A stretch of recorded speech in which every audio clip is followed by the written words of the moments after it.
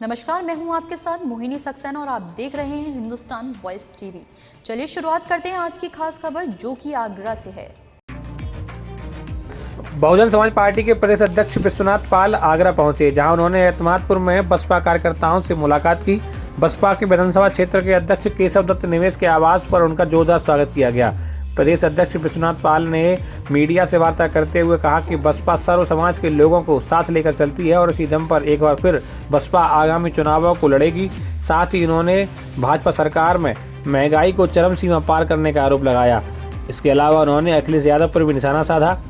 साथ ही प्रदेश अध्यक्ष सवाई गांव में ग्राम प्रधान और बसपा नेता सुमित सेन के घर पहुंचे, वहां भी उनका स्वागत किया गया। वहीं उनके साथ बसपा नेता ओबी बघेल, सुरेश कुशवाहा, कमल बघेल, प्रवीण शास्त्री, संतोष चक आदि मौजूद रहे।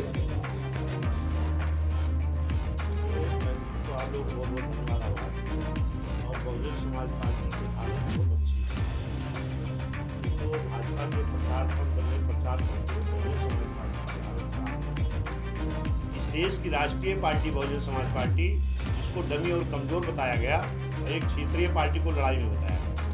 जिस बहुजन समाज पार्टी का बेस वोट खाली SC ST 25-26% है, इसको डमी दिखाया गया और जिसके पास कोई बेस नहीं उसको लड़ाई में दिखाया गया। ये भाजपा का एक षड्यंत्र और चालाकी थी और इस षड्यंत्र के तहत बहुजन समाज पार्टी का मनोबल गिराया गया, इसको कमज़ोर किया गया।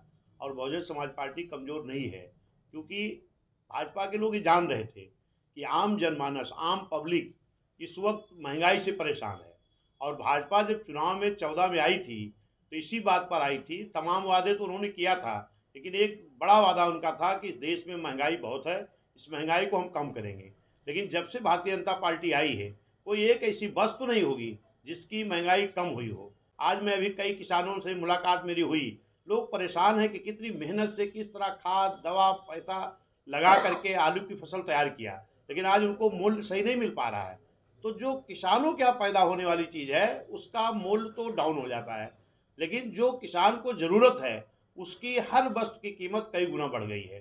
तो भाजपा से आम जनमानस परेशान था, इसलिए भाजपा ने एक षड्यंत्र के तहत, एक साजिश के तहत जो चुनाव बीता है, इसमें उसको लड़ाई दिखा दिया जिसकी लड़ाई नहीं थी।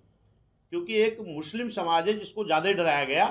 किसान परेशान था, नौजवान परेशान था, छात्र परेशान था, व्यापारी परेशान है GST को लेकर के तमाम बिंदुओं पर, लेकिन मुस्लिम समाज को कुछ ज़्यादा डराया गया और लड़ाई दिखा दी गई जिसकी लड़ाई नहीं थी, और ताकि मुस्लिम वहाँ चला जाए, बीजेपी से लड़ाई जिसकी दिखा देंगे। और आज जब से मैं अध्यक्ष बना हूँ, लगातार मैं जनता के बीच में जा रहा हूँ और पूरी अपनी बात को बता रहा हूँ।